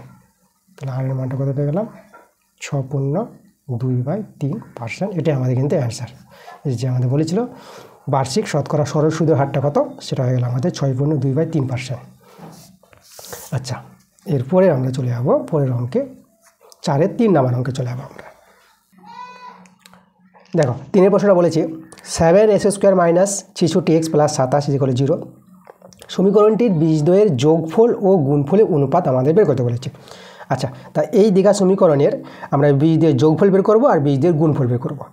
কোনো একটি দ্বিঘাত সমীকরণ যদি আমাদের হয়, দ্বিঘাত সমীকরণের সাধারণ আকারটা কী হয়, ax² + bx + c = 0। তো এভাবে আমাদের একটা দ্বিঘাত সমীকরণ হয়। তাহলে দেখো যেহেতু দ্বিঘাত সমীকরণটা যদি এভাবে হয়, তাহলে এই দ্বিঘাত সমীকরণের বীজদ্বয়ের যোগফলের সূত্র কী জানি আমরা, সেটা জানি -b/e। এটা হচ্ছে আমাদের বীজদ্বয়ের যোগফল h2। আর বীজদ্বয়ের গুণফল, তো বীজদ্বয়ের গুণফলের সূত্র কী জানি আমরা, c/a, এই যে c/a। কোনো একটি দ্বিঘাত সমীকরণ যেহেতু ax square plus bx plus C হয়, তাহলে 22 এর যোগফল হবে আমাদের মাইনাস বি বাই এ, আর 22 গুণফল হবে সি বাই এ। আর 22 যোগফল আর গুণফল অনুপাত বলেছে, তো আমরা দেখো আমরা এটা করতে পারলাম। তাহলে এখানে মানগুলো বসাবো। এখানে দেখো মাইনাস বি কত আছে আমাদের, বি হচ্ছে মাইনাস 66, তাহলে বি এর জায়গায় আমরা মাইনাস 66 বসিয়ে দেবো। আর এ হচ্ছে আমাদের দেখো 7, এই যে দেখো এই যে এটা হচ্ছে আমাদের 7, বিটা হচ্ছে আমাদের মাইনাস 66, আর সিটা হচ্ছে এখানে প্লাস 27। এ হচ্ছে আমাদের 7 বসিয়ে দিলাম, ইজ টু সি হচ্ছে আমাদের 27, তাহলে এখানে 27 বাই এ হচ্ছে আমাদের 7। তাহলে লক্ষ্য করতে হবে এখানে যদি আমরা সরলটা করি, তাহলে 7 আমরা কেটে দিতে পারবো।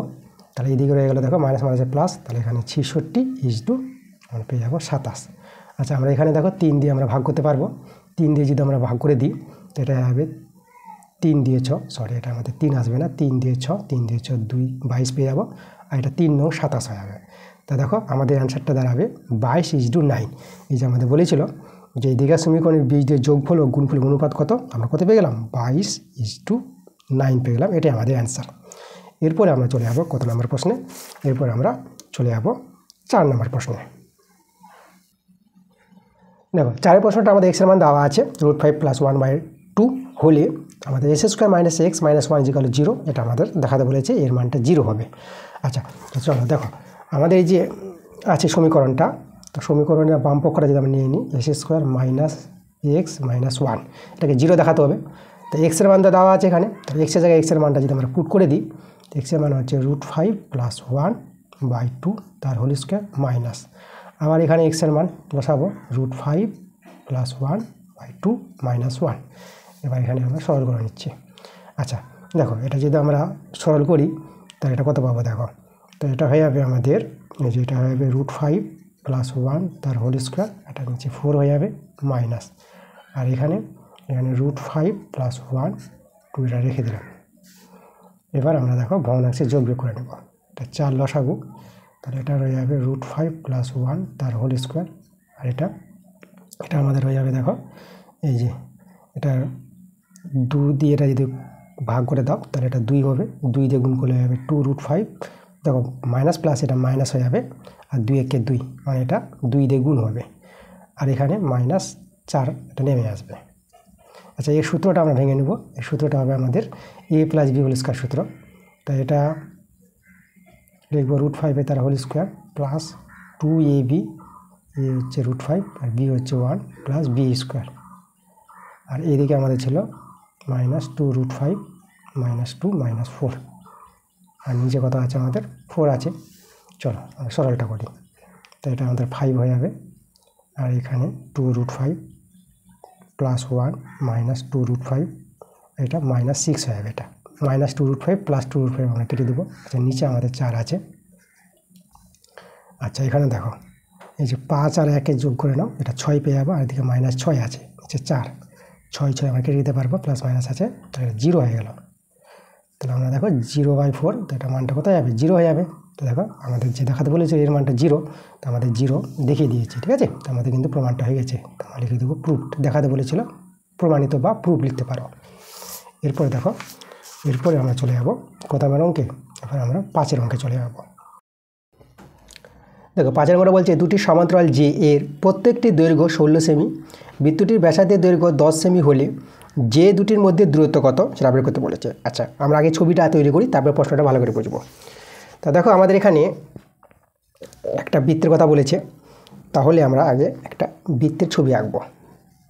চলো তাহলে আমরা আগে একটা বৃত্তের ছবি তৈরি করে নিই। এই যে আমাদের একটা বৃত্ত, এখানে আমাদের কি বলেছে দেখো, দুটি সমান্তরাল যে বলেছে, আর প্রত্যেকটি দৈর্ঘ্য 16 সেমি। তাহলে আমাদের দেখো এখানে যদি কেন্দ্র হয়, তাহলে কেন্দ্রের বিপরীত পার্শ্বে সেই যে দুটি কিন্তু অবস্থান করবে। ওকে, আচ্ছা তাহলে প্রথম এই যেটার নাম আমরা AB দিয়ে দিলাম, এটা আমরা CD দিয়ে দিলাম, কেন্দ্রের নাম আমরা O দিয়ে দিলাম। এবার দেখো তো যে দুটির মধ্যে যে দূরত্ব, যেটা আমরা যদি এভাবে যোগ করে দিই, এই যে দেখো এটা যদি আমরা P নিই, এটা Q নিই, তাহলে আমাদের এখানে PQ বের করতে হবে, যে PQ কত, সেই যে দুটির মধ্যে দূরত্ব চেয়েছে। আচ্ছা, আমরা OA ব্যাসার্ধ আমরা এখানে টেনে নিলাম, যে ব্যাসার্ধের দৈর্ঘ্য এখানে বলে দিয়েছে OA 10 সেমি।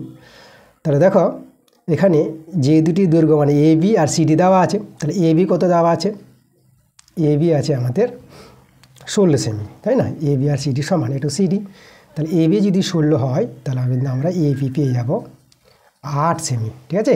এ বিটা এ বির অর্ধেক হবে। অর্ধেক কেন? কারণ তোমাদের এই ক্লাসে আগের প্রশ্ন তোমাদের বলা হয়েছে যে এই যে এ বিটা ব্যাস নয় এইরূপ কোনো এই যে এর উপর কেন্দ্রগামী যে লম্ব সরলরেখা, এটা সেই লম্ব সরলরেখা সেই জেটিকে কী করবে, সেই জেটিকে সমদ্বিখণ্ডিত করবে। এই যে ওপিটা এ বি জেকে সমদ্বিখণ্ডিত করবে, তাহলে এপি সমান পিবি হয়ে যাবে, তাহলে এপিটা হয়ে যাবে এ বির অর্ধেক। তাহলে এ বি যদি 16 হয় তাহলে এপি হয়ে যাবে আমাদের 8। তাহলে দেখো ও এ আর এপি পেয়ে গেছি, এটা তো সমকোণ ত্রিভুজ, এটা 90 ডিগ্রি কোণ আছে, এটা অতিভুজ ভূমি লম্ব। তাহলে দেখো ওপি কিন্তু আমরা বের করতে পারবো, ওপি আমরা পেয়ে যাব, ওপি যত হবে ও কিউ ততটাই হবে।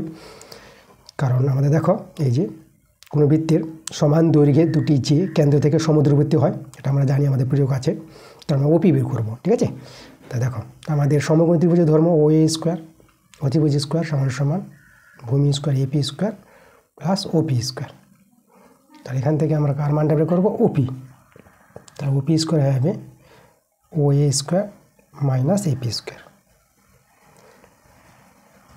ওপি স্কোয়ার, ও এ হচ্ছে আমাদের 10, 10-এর স্কোয়ার, আর এপি আমরা পেলাম 8-এর স্কোয়ার, এটা যাবে 100, আমাদের 64, এটা বিয়োগ করে তোমরা পেয়ে যাবা 36, ঠিক আছে? তাহলে আমরা অতএব ওপি কত পেয়ে যাবো, 36-এর বর্গমূল 6, তাহলে ওপি পেয়ে গেলাম 6।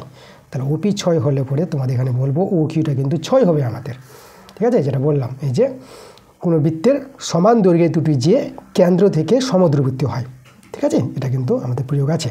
তাহলে ওপি 6 হলে পরে ও কিউ কত হবে, ও কিউটা হয়ে যাবে আমাদের 6। এবার দেখো তো, এবার আমরা পি কিউ পেয়ে যাব। পি কিউটা হচ্ছে আমাদের এই যে ওপি যোগ ও কিউ, ওপি ও কিউ যোগ করে আমরা পি কিউ পাবো 6 + 6, অতএব আমাদের 12 সেমি হয়ে যাবে, ঠিক আছে? তাহলে আমাদের এই যে বলেছিল যে দুটির মধ্যে দূরত্ব কত, যে দুটির মধ্যে দূরত্ব আমরা পেয়ে গেলাম 12 সেমি, ঠিক আছে? 12 সেমি, এটাই আমাদের অ্যান্সার। এবার চলে যাবো আমরা 6 নম্বর প্রশ্নে। দেখো 6 প্রশ্নটা আমাদের বলেছে এবিসিডি চতুর্ভুজের এ কোণ, বি কোণ, সি কোণ, ডি কোণ, এই 4টি কোণের অনুপাত দেওয়া আছে 1:4:2, 5:2, এই অনুপাতে আছে। তাহলে এবিসিডি কি বৃত্তস্থ চতুর্ভুজ হবে সেটা আমাদের দেখাতে বলেছে, উত্তরের সপক্ষে যুক্তি দিতে বলেছে। আচ্ছা চলো আমরা আগে প্রথমে একটি বৃত্তস্থ চতুর্ভুজ তৈরি করব। তাহলে বৃত্তস্থ চতুর্ভুজ তৈরি করার জন্য আমাদের প্রথমে কী করতে হবে, প্রথমে আগে আমাদের একটা বৃত্ত তৈরি করতে হবে। তাহলে এই যে আমাদের একটা বৃত্ত, এবার আমরা বৃত্তস্থ চতুর্ভুজ তৈরি করি। বৃত্তস্থ চতুর্ভুজ যার নাম এ বি সি ডি। দেখো এখানে আমাদের যেটা বলেছে এই যে এ কোণটা, এই যে কোণগুলি অনুপাত যখন দেওয়া আছে, তাহলে এ কোণটা যেটা 1 থেকে আমরা এ কোণটাকে আমরা নিয়ে নেবো এক্স, আর এটা যে আমাদের 4 আছে বি কোণ, এটা তাহলে 4 থেকে বি কোণটাকে নিয়ে নেবো আমরা 4x। আর এখানে দেখো এই যে সি কোণটা আছে 5, তাহলে আমরা দেখো 5 থেকে আমরা বলবো 5x, এটা অনুপাত থেকে ধরা যায়। আর ডি কোণটা আছে আমাদের 2, তাহলে ডি কোণটাকে আমরা নিয়ে নেবো 2x, এক্স ধরে। দেখো তার আমরা কোণগুলি পেয়ে গেলাম 4টি কোণ। তা এবার লক্ষ্য করো এ বি সি ডি যেহেতু বৃত্তস্থ চতুর্ভুজ, তাহলে বৃত্তস্থ চতুর্ভুজের কী হয়, বিপরীত কোণগুলি পরস্পর সম্পূরক হয়। তাহলে এই দুটো কোণের যোগফল 180 ডিগ্রি হবে এবং এই দুটো কোণের যোগফল কত হবে 180 ডিগ্রি, তাই না? মানে আমরা এই যে x + 5x এটা কত পেয়ে যাবো, এটা পেয়ে যাবো আমরা 180 ডিগ্রি। তা দেখো তাহলে এখান থেকে যদি বলি এক্সের মান কত, তাহলে এখানে দেখো এই যে 6x সমান 180 ডিগ্রি। তাহলে 6 দিয়ে কাটাকাটি করি, তাহলে 6 3 আমাদের কত হবে, 6 3 18, 30 ডিগ্রি। তাহলে এক্সের মান কত পেয়ে গেলাম 30 ডিগ্রি। আচ্ছা দেখো তো, তাহলে এখান থেকে আমরা এই দুটো কোণের যোগফল 180 ডিগ্রি রাখলাম। যে বৃত্তস্থ চতুর্ভুজ হয় তা আমাদের এই দুটো কোণের যোগফল 180 ডিগ্রি হবে, কারণ বৃত্তস্থ চতুর্ভুজে বিপরীত কোণগুলি পরস্পর সম্পূরক হয়। বিপরীত কোণগুলির যোগফল হবে 180 ডিগ্রি, তাহলে এদের যোগফল 180 ডিগ্রি হবে, এদের যোগফল 180 ডিগ্রি হবে। তাহলে এখানে এক্সের মানটা আমাদের কত পাবো, 30 ডিগ্রি পাবো, তাই না? তা দেখো তাহলে এখানেও আমরা এই যে 4x যোগ 2x, তাহলে এদের যোগফল কত হবে 180 ডিগ্রি। তাহলে এখানে দেখো 6x পেয়ে যাচ্ছি, এদিকে 180 ডিগ্রি। ওকে, তাহলে এখানে 6 দিয়ে কাটাকাটি দেখো, এখানে আমরা কত পেয়ে গেলাম যে 30 ডিগ্রি। তাহলে এক্সের মান কত পেয়ে গেলাম 30 ডিগ্রি। তাহলে দেখো আমাদের কিন্তু দুই ক্ষেত্রে এক্সের মানটা 30 ডিগ্রি পাওয়া যাচ্ছে। তাহলে এ বি সি ডি আমাদের বলতে পারবো এখানে কি আছে, একটি বৃত্তস্থ চতুর্ভুজ আছে। তাহলে এভাবে কিন্তু আমাদের এই যে উত্তরের সপক্ষে যুক্তিটা যেটা দিতে বলেছিল, এভাবে আমাদের যুক্তি দিতে হবে। তাহলে আমাদের এখানে বলবো যে এই যে বলেছিল এ বি সি ডি কি বৃত্তস্থ চতুর্ভুজ, হ্যাঁ আমাদের এ বি সি ডি একটি বৃত্তস্থ চতুর্ভুজ। তাহলে যে উত্তরের সপক্ষে যুক্তি, সেই যুক্তিটা তোমাদের এভাবে দিতে হবে যেভাবে আমি তোমাদের দেখালাম। ওকে, এরপরে আমরা চলে যাব পরের প্রশ্নে। দেখো পরের যে প্রশ্নটা আছে 4-এর 7 নম্বর প্রশ্ন, আমরা করাবো 4-এর 7 নম্বর প্রশ্ন। দেখো 7 প্রশ্নটা আমাদের বলছে এখানে ও কেন্দ্রীয় বৃত্তের এ বি একটি জে বি বিন্দুতে অঙ্কিত স্পর্শক বর্ধিত এ ও এর সঙ্গে সি বিন্দুতে মিলিত হয়েছে। তাহলে কোণ এসিবি 36 ডিগ্রি হলে কোণ ও এ বি এর মান বের করতে বলেছে। আচ্ছা চলো আমরা ছবিটা তৈরি করে প্রশ্নটা ভালো করে বুঝে নেব। তাহলে আমাদের একটা ও কেন্দ্রীয় বৃত্ত বলেছে, তাহলে আমরা একটা বৃত্তের ছবি তৈরি করি। দেখো এই যে আমাদের একটা এখানে তৈরি করি, এই যে আমাদের একটা বৃত্ত, আর কেন্দ্র আমরা নিয়ে নিলাম ও কেন্দ্রের বৃত্ত। আমাদের এখানে একটা এ বি জে বলেছে, আমরা এখানে এ বি আমরা জে নিয়ে নিলাম। ঠিক আছে, এবার কি বলেছে এখানে প্রশ্নে দেখো বি বিন্দুতে একটি স্পর্শক তৈরি করেছে, তারপর এই যে বি বিন্দুতে একটা স্পর্শক তৈরি করব। ওকে, দেখো এই যে বি বিন্দুতে আমরা স্পর্শক তৈরি করছি। বি বিন্দুতে যে স্পর্শকটা তৈরি করব, এইভাবে একটা স্পর্শক চলে যাবে। এই যে আমাদের একটা স্পর্শক তৈরি হবে, যে স্পর্শকটা যেটা বলেছে এখানে প্রশ্নে, যে এই যে বর্ধিত এ ও এর সঙ্গে, এই যে বর্ধিত এ ও মানে এ ও যুক্ত হবে। এই দেখো এ ও যুক্ত করে একে যে বাড়িয়ে দিব, আমরা যে বাড়িয়ে দিই, তাহলে দেখো আমাদের সেই স্পর্শকের সি বিন্দুতে মিলিত হবে সেটা বলেছে, তাই না? এই যে বি বিন্দুতে যে স্পর্শকটা, যে বি বিন্দুতে স্পর্শকটা যে বর্ধিত এ ও, যদি বর্ধিত করা হয় ইউকে বাড়ানো হয়, তাহলে কোথায় মিলিত হবে? সি বিন্দুতে মিলিত হবে। এভাবে প্রশ্ন বলেছে। এবার এখানে যে কোণটা বলেছে এসিবি 36 ডিগ্রি, এসিবি মানে এই কোণটা, ঠিক আছে, এই কোণটা আমাদের কত বলে দিয়েছে? 36 ডিগ্রি বলে দিয়েছে। কার মান বের করতে বলেছে? আমাদের ও এ বি মানে এই কোণের মানটা দরকার আমাদের, ঠিক আছে, এই কোণের মান বের করতে বলেছে। দেখো এই কোণের মানটা আমরা সহজে পেয়ে যাবো। তো আমরা প্রথমে কী করব, আমরা এই যে কেন্দ্র আছে এই যে স্পর্শকের উপর আমাদের যেটা তৈরি করবো, যোগ করে দেবো, ও এবং বি বিন্দু আমরা যোগ করব। ঠিক আছে, এই যে ও বি আমরা যোগ করে দিলাম। তাহলে আমাদের এই যে কোণটা কত হবে? এই যে ও বিসি, তাহলে এই কোণটা আমাদের হবে এই যে ও বিসি আমাদের হয়ে যাবে এটা 90 ডিগ্রি। কারণ আমাদের কি হয় যে স্পর্শকের উপর এই যে কেন্দ্রগামী সরলরেখা পরস্পর কী হবে? লম্ব হবে স্পর্শ বিন্দুর উপর, ঠিক আছে। তাহলে এই যে ব্যাসার্ধটা আছে, কেন্দ্রগামী যে ব্যাসার্ধটা আছে না, তাহলে এই যে বি বিন্দুতে যোগ করলে পরে এই কোণটা আমরা কত পাবো? এই কোণটা 90 ডিগ্রি পেয়ে যাবো। এই কোণটা আমাদের 90 ডিগ্রি, এই কোণটা আমাদের 36 ডিগ্রি, তাহলে এই কোণটা পেয়ে যাবো আমরা। দেখো তাহলে এটা যেহেতু 90 ডিগ্রি হয়, এটা যদি 36 ডিগ্রি হয়, তাহলে 90 ডিগ্রি থেকে সে 90 ডিগ্রি আর এইদিকে আমাদের 36 ডিগ্রি বিয়োগ করবো, এটা হবে 4 ডিগ্রি। এটা হলো 8, 3 কত হলো 8, এটা হবে আমাদের 5। তাহলে এই কোণটা আমরা কত ডিগ্রি পেয়ে গেলাম? এটা 54 ডিগ্রি পেয়ে গেলাম। আচ্ছা দেখো তাহলে এটা আমাদের 54 ডিগ্রি। এখানে দেখো ও এ আর ও বি একই বৃত্তের ব্যাসার্ধ, ঠিক আছে। তাহলে একই বৃত্তের ব্যাসার্ধ হলে এই দুটো বাহু কী আছে? সমান আছে। তো এই দুটো বাহু সমান হলে এই দুটি কোণ কী হবে? আমাদের সমান হয়ে যাবে। তাহলে যদি এক্স হয় তাহলে এটাও আমাদের এক্স হবে। তাহলে দেখো এখানে এ ও বি ত্রিভুজের এই কোণটা কিন্তু বহিস্থ কোণ। তো বহিস্থ কোণটা কী হয়? তাহলে এই বহিস্থ কোণটা হবে অন্তস্থ বিপরীত কোণ দুটির যোগফলের সমান হবে। মানে আমরা এখানে পেয়ে যাবো এক্স প্লাস এক্স সমান 54 ডিগ্রি। দেখো এটা যে বহিস্থ কোণের ধর্ম, কোনো ত্রিভুজে বহিস্থ কোণটি অন্তস্থ বিপরীত কোণ দুটির যোগফলের সমান হয়, তাই না? তাহলে 54 ডিগ্রিটা হবে এই যে এক্স এবং এক্স এদের যোগফলের সঙ্গে সমান। তাহলে এখানে 2x ডিগ্রি সমান 54 ডিগ্রি। তাহলে এখানে যে কাটাকাটি করি, তাহলে এটা দেখো 2 দিয়ে 4 আর 2 সাথে 14, তাহলে এক্স ডিগ্রি সমান কত পেয়ে গেলাম? 27 ডিগ্রি। তাহলে দেখো এই যে আমাদের কোণটা বলেছিল ও এ বি, তাহলে আমরা কোণ ও এ বি কত পেয়ে গেলাম? এই কোণটা পেয়ে গেলাম আমরা 27 ডিগ্রি। এটা আমাদের অ্যান্সার। আচ্ছা এরপরে চলে যাবো আমরা কত নম্বর প্রশ্নে? আমরা 8 নম্বর প্রশ্নে চলে যাবো। দেখো 8 প্রশ্নটা আমাদের বলেছে 2 sin θ cos θ সমান 1 হলে sin θ মাইনাস cos θ এর মান কত হবে? এটা আমাদের বের করতে বলেছে। আচ্ছা সহজে মানটা বেরিয়ে আসবে। দেখো তো আমরা কী করবো? এই যে sin θ মাইনাস cos θ একে আমরা প্রথমে টুকলাম, sin θ মাইনাস cos θ। আচ্ছা আমরা এটার বর্গ করে নিচ্ছি। এই যদি বর্গ করে নিই তাহলে A minus B whole square সূত্র, সেই সূত্রটা হচ্ছে আমাদের A square plus B square, ঠিক আছে, cos square theta sine square theta plus cos square theta, A square plus B square minus 2ab, 2a হচ্ছে সাইন থিটা, বি হচ্ছে আমাদের কস থিটা। এই যে দেখো A square plus B square minus 2ab, A minus B whole square সূত্র আমরা ফেললাম। আচ্ছা এখানে দেখো এই যে sine square theta plus cos square theta এর মানটা আমরা জানি এটা 1 হয়ে যায়, মাইনাস আর এখানে দেখো 2 sin theta cos theta, 2 sin theta cos থিটার মানটা আমরা 1 দেওয়া আছে, তাহলে এর জায়গায় আমরা কত বসাবো? 1 বসিয়ে দেবো। দেখো 1 1 কেটে গেল, তাহলে দেখো আমরা এটা 0 পেয়ে গেলাম। তাহলে সাইন থিতা মাইনাস কস থিতা তার হোল স্কয়ার সমান 0 হলে তো আমরা দেখো সাইন থিতা মাইনাস কস থিতা সমান সমান কত পেয়ে যাবো 0 পেয়ে যাবো। যেহেতু আমাদের এই যে হোল স্কয়ার মানটা 0 আছে, তাহলে আমরা যদি হোল স্কয়ার উঠিয়ে দিই তাহলে আমাদের কী হবে 0 মানটা আসবে, কারণ 0 বর্গমূল 0 হয়। ঠিক আছে, তাহলে সাইন থিতা মাইনাস কস থিতার মানটা কত পেয়ে গেলাম 0 পেয়ে গেলাম, এটাই আমাদের অ্যান্সার। এরপরে আমরা চলে যাবো কত নম্বর প্রশ্নে 9 নম্বর প্রশ্নে। 9 নম্বর প্রশ্ন দেখো বলেছে ইন্দ্রজিৎ একটি ঘুড়িকে মাটি থেকে 120 মিটার উচ্চতায় 60 ডিগ্রি কোণে উঠতে দেখলো। তার থেকে ঘুড়ির দূরত্ব কত সেটা বের করতে বলেছে। দেখো আমরা একটা ছবিটা তৈরি করি।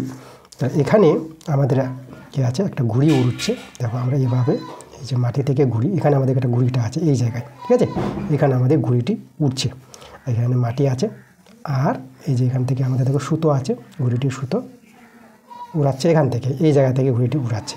ঠিক আছে, কে উড়াচ্ছে? এটা ইন্দ্রজিৎ এখান থেকে। তাহলে এটা আমরা এ নাম দিলাম, এখানে এটা বি নাম দিয়ে দিলাম, এটা আমরা সি নাম দিয়ে দিলাম। আমাদের এই যে বলে দিয়েছে দেখো মাটি থেকে ঘুড়িটির যে উচ্চতা, কত উচ্চতায় উঠছে সেটা বলে দিয়েছে 120, মানে এ বির মানটা দেওয়া আছে 120 মিটার। আর 60 ডিগ্রি কোণে ঘুড়িটি উঠছে মাটি থেকে, এই যে আমাদের এখানে 60 ডিগ্রি কোণে, উন্নতি কোণটা হচ্ছে এটা 60 ডিগ্রি। এবার বলেছে এই যে তার থেকে, ইন্দ্রজিৎ যেটা বলেছে, ইন্দ্রজিৎ থেকে, তার বলতে ইন্দ্রজিৎ থেকে যে ঘুড়িটি কত দূরত্বে আছে, মানে এসিটা, মানে সুতোর দৈর্ঘ্য যেটা, তাহলে এসিটা আমাদের এখানে কিন্তু বের করতে হবে। ঠিক আছে, তো দেখো তাহলে এখানে আমরা কি করব, এখানে এটা এই কোণের সাপেক্ষে এটা বিসি ভূমি আর এ বি হচ্ছে লম্ব আর এসি অতিভুজ। তা আমরা করবো এখানে আমরা লম্ব বাই অতিভুজ, এটা করব লম্ব বাই অতিভুজ। তাহলে এ বি বাই এসি, এই হচ্ছে আমাদের লম্ব বাই অতিভুজ। তো লম্ব বাই অতিভুজ কী হয়? সাইন হয়, সাইন 60 ডিগ্রি, 60 ডিগ্রি কোণের সাপেক্ষে। ঠিক আছে, তাহলে এ বির মান তো আমরা পেয়ে গেছি 120 ডিগ্রি, 120 মিটার। তাহলে এ বির জায়গায় আমরা 120 মিটার বসিয়ে দেবো, আর যে এসির মানটা আমাদের বের হবে। তাহলে দেখো সাইন 60 ডিগ্রির মান কত জানি আমরা? সাইন 60 ডিগ্রির মান জানি √3/2। তাহলে দেখো তো আমরা এসির মানটা পেয়ে যাব।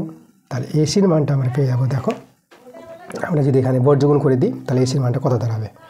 তো দেখো তাহলে এখানে হবে আমাদের √3 এসি, আর এদিকে আমাদের দেখো 120, এখানে আছে 120 × 2, আচ্ছা গুণটা আমরা করলাম না। তাহলে এখানে এসি সমান 120 × 2/√3টা নিচে নামিয়ে দিলাম। এখন আমরা কি করব, এই যে √3 দিয়ে আমরা উপনিচ গুণ করে নেব, হর থেকে করণীয় নিরসন করব।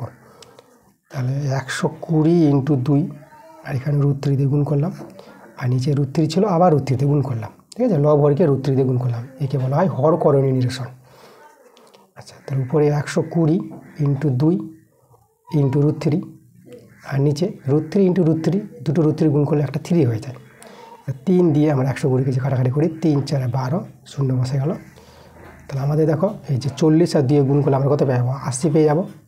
ঠিক আছে, 40 দিয়ে 80, আর √3টা আমাদের বসে যাবে। তো এটাই তো আমাদের এসির মান। এসি কী ছিল? এসি ছিল ইন্দ্রজিৎ থেকে এই যে ঘুড়িটির যে দূরত্ব, সেটা কত পেয়ে গেলাম আমরা? সেটা পেয়ে গেলাম আমরা 80 √3 মিটার। ঠিক আছে, এই যে 80 √3 মিটার, এটাই আমাদের কিন্তু অ্যান্সার। ওকে, তাহলে এটা যে বলেছিল প্রশ্ন আমাদের যে তার থেকে, মানে ইন্দ্রজিৎ থেকে ঘুড়ির দূরত্ব কত, এটা পেয়ে গেলাম আমরা 80 √3 মিটার, এম থেকে মিটার, এই হচ্ছে আমাদের অ্যান্সার। আচ্ছা, এরপরে আমরা চলে যাবো কত নম্বর? এরপর চলে যাবো আমরা 10 নম্বরে। দেখো 10-এর প্রশ্ন বলেছে দুটি লম্ববৃত্তাকার নিরেট চোঙের ব্যাসার্ধের দৈর্ঘ্যের অনুপাত দেওয়া আছে 2:3 এবং উচ্চতার অনুপাত দেওয়া আছে 5:3 হলে তাদের বক্রতলের ক্ষেত্রফলের অনুপাত বের করতে বলেছে। আচ্ছা, এখানে দুটি কি আছে? চোঙ আছে, তাই না? তাহলে এখানে দুটি চোঙের ব্যাসার্ধ অনুপাত। তাহলে এখানে দেখো প্রথম চোঙের ব্যাসার্ধ যদি আমরা নিয়ে নিই কত? R1:2, আর দ্বিতীয় চোঙের ব্যাসার্ধ আমরা ধরে নিলাম R2। এদের অনুপাত কিন্তু বলে দিয়েছে কত? 2:3। তাহলে এখান থেকে আমরা R1/R2 পেয়ে যাব, 2/3 পেয়ে যাব। আবার দুটি চোঙের উচ্চতার অনুপাত বলে দিয়েছে। তাহলে প্রথম চোঙের উচ্চতা আমরা H1 নিয়ে নিলাম, H2, আর দ্বিতীয় চোঙের উচ্চতা H2 ধরলাম। তাহলে এদের অনুপাত কত বলে দিয়েছে? 5:3 বলে দিয়েছে। তাহলে এখানেও আমরা পেয়ে যাবো H1/H2, কত পেয়ে যাবো আমরা? 5/3 পেয়ে যাব। আচ্ছা, এবার দেখো যেটা আমাদের প্রশ্ন বলেছে তাদের বক্রতলের ক্ষেত্রফল, দুটি চোঙের বক্রতলের ক্ষেত্রফলের অনুপাত কত হবে? তা দেখো চোঙের বক্রতলের ক্ষেত্রফলের সূত্র, চোঙের বক্রতলের ক্ষেত্রফল, তা প্রথম চোঙের বক্রতলের ক্ষেত্রফল 2πr, দেখো এখানে প্রথম চোঙ বলতে R1H1 নিয়ে নেব। ঠিক আছে, 2πr1H1 যে কোনো চোঙের বক্রতলের ক্ষেত্রফলের হয় নিরেট চোঙের বক্রতলের ক্ষেত্রফলের যে সূত্রটা সেটা হয় 2πr/h। ঠিক আছে, এই যে আমাদের যে চোঙ বলতে তোমরা জানো যে পাইপ বা গ্লাস চোঙাকৃতি। এই যে দেখো, তাহলে আমাদের এই যে এখানে হচ্ছে আমাদের ব্যাসার্ধ যেটা আর ধরি, আর উচ্চতা আমরা এই ধরে নিলাম। তাহলে এই যে চোঙের যেটা হচ্ছে বক্রতল পার্শ্বতল যেটা এই যে চার ধারটা, তাই না, এই যে চার ধারে যেটা ক্ষেত্রফল, এই তলটা আর এই তলটা বাদ দিয়ে উপরের তলটা আর নিচের তলটা, এটা যে বৃত্ততল আছে বৃত্তাকার, তাহলে এই বৃত্তাকার তলটা এবং এই বৃত্তাকার তলটা বাদ দিয়ে যে পার্শ্বতলটা হয় ঘেরা চার ধারটা, এই পার্শ্বতলটাকে বলা হয় বক্রতল। সেই বক্রতলের ক্ষেত্রফল চোঙের হচ্ছে 2π। ঠিক আছে, প্রথম চোঙের 2πr1h1 আর পাই দ্বিতীয় চোঙ, পাই বলতে অনুপাত, দ্বিতীয় চোঙ হবে 2πr2h2। এই যে আছে দেখো। ঠিক আছে, এই হলো আমাদের দুটি চোঙের বক্রতলের ক্ষেত্রফলের অনুপাতটা। আচ্ছা, এখান থেকে যদি আমরা সরল করি, দেখো আমাদের 2 কেটে নিতে পারবো, পাই কেটে নিতে পারবো। তাহলে এখানে দেখো আমরা এখানে লিখতে পারবো r1/r2 ইন্টু h1 থেকে r1/r2 ইন্টু h1/h2। এভাবে আমরা দেখো পৃথক করে নিতে পারবো। r1/r2 করলাম ইন্টু আর h1/h2 করলাম। এবার এখানে মান বসিয়ে দাও। r1/r2 মানটা যে বের করে রেখেছি 2/3, আর h1/h2 এর মানটা বের করে রেখেছি 5/3। তাহলে এখানে বসিয়ে দেবো আমরা 5/3। তাহলে এখানে তো আমাদের কাটাকাটি যাচ্ছে না, তাহলে এখানে পুরোপুরি গুণ করে নাও, 5 দিয়ে 10, 3 3 9। তাহলে দেখো এই যে দুটি চোঙের বক্রতলের ক্ষেত্রফলের অনুপাতটা আমরা পেয়ে যাবো 10:9। এটাই কিন্তু আমাদের অ্যান্সার হয়ে যাবে। ঠিক আছে, এই প্রশ্ন বলেছিল যে তাদের বলতে দুটি চোঙের বক্রতলের ক্ষেত্রফলের অনুপাত কত, তাহলে আমরা অ্যান্সারটা কত পেয়ে গেলাম, 10:9 পেয়ে গেলাম। ঠিক আছে, এটাই কিন্তু আমাদের অ্যান্সার। এরপরে চলে যাবো আমরা 11 নম্বর প্রশ্নে। দেখো 11 নম্বর প্রশ্ন বলছে একটি গোলকের বক্রতলের ক্ষেত্রফল 125% বৃদ্ধি পেলে তার ব্যাসার্ধ শতকরা কত বৃদ্ধি পাবে, এটা আমাদের বের করতে বলেছে। আচ্ছা, আমরা প্রথমে ধরে নেব যে গোলকের ব্যাসার্ধ x% বৃদ্ধি পাবে, এটা আমরা আগে ধরে নিই। তো আমরা লিখব প্রথমে যে ধরি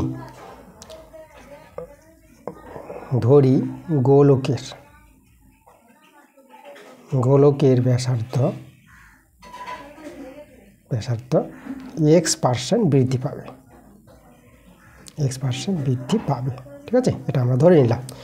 তাহলে গোলকের ব্যাসার্ধ x% বৃদ্ধি পেলে বক্রতলের ক্ষেত্রফল কতটা বৃদ্ধি পাবে শতকরা, সেটা আমরা বের করে নেব। ওটা যদি বেরিয়ে যায় সেটা আমাদের দেওয়া আছে, বক্রতলের ক্ষেত্রফল 125% বৃদ্ধি পেয়েছে, এর সঙ্গে সমান করে তখন x এর মানটা পেয়ে যাবো। x এর মান পেয়ে গেলে অ্যান্সার হয়ে যাবে আমাদের। তা চলো, তাহলে এখন দেখো আমরা আমাদের গোলকের ব্যাসার্ধ যদি আমরা r ধরে নিই, গোলকের ব্যাসার্ধ কত যদি r ধরে নিই, তাহলে r ধরলে পরে গোলকের বক্রতলের ক্ষেত্রফল সূত্র কী জানি আমরা, গোলকের বক্রতলের ক্ষেত্রফলের সূত্র যেটা হচ্ছে সমগ্রতল, তার সূত্রটা হচ্ছে 4πr²। এটা হচ্ছে আমাদের গোলকের বক্রতলের ক্ষেত্রফল। এবার এখানে ব্যাসার্ধ কত পার্সেন্ট বৃদ্ধি করবে, x%। তাহলে এখানে দেখো r এর x% বৃদ্ধি যদি হয় তাহলে নতুন ব্যাসার্ধ কত হবে, তো নতুন ব্যাসার্ধ হবে আমাদের দেখো সেটা হবে r প্লাস r এর x%, r ইন্টু x/100, এই যে x%। তাহলে এটা দেখো তো এটা আমাদের কত চলে আসছে এখানে যদি আমরা r কমন নিয়ে নিই, তো এটা আমাদের হয়ে যাবে 1 প্লাস x/100 সমান, তাহলে এটা r রেখে দিলাম। তাহলে এখানে ভগ্নাংশ যোগ বিয়োগ করলে আমাদের কত হয়ে যাবে, লসাগু 100, এটা হবে 100 প্লাস x। ঠিক আছে, তার নতুন ব্যাসার্ধ পেয়ে হবে এটা। তাহলে এই ব্যাসার্ধ নিয়ে যদি বলি, এই ব্যাসার্ধ নিয়ে বক্রতলের ক্ষেত্রফল কত হবে, তাহলে এই ব্যাসার্ধ নিয়ে হবে গোলকের বক্রতলের ক্ষেত্রফল 4πr²। তা আর হচ্ছে আমাদের এটা, এই যে r,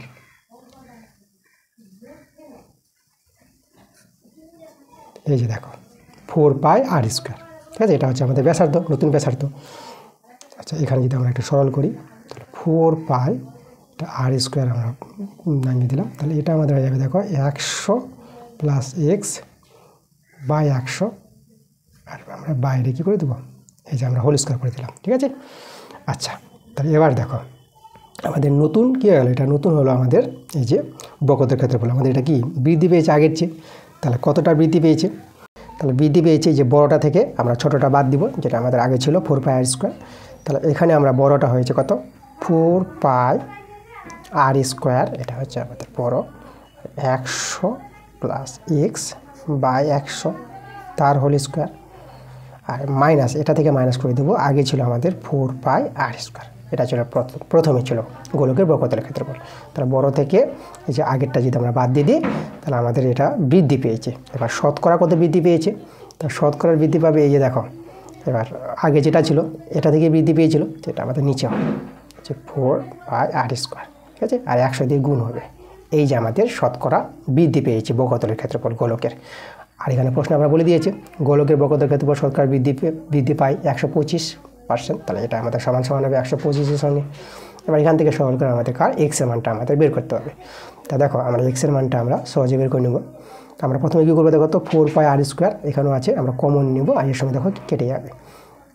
তাহলে আমরা 4πr² কমন নিয়ে নিলাম। তাহলে আমাদের এখানে রয়ে যাবে 100 + x/100 তার হোল স্কোয়ার -1। আর এই 100টাকে আমরা দেখো আমরা কী করছি, এখানে 125 তার নিচে আমরা 100টাকে নিয়ে চলে আসলাম, ঠিক আছে। আচ্ছা এখানে আমাদের ছিল কি 4πr² ছিল, এই যে বাই দিয়ে। আচ্ছা এটার সঙ্গে এটা কেটে যাবে। আমাদের এখানে দেখো এবার আমাদের রয়ে যাবে এটা থেকে এটা রয়ে যাবে, আর এই যে -1টাকে যে আমরা এদিকে নিয়ে আসি, তাহলে এটা 100 + x/100 তার হোল স্কোয়ার সমান 125/100, আর -1টা এদিকে +1 হয়ে যাবে।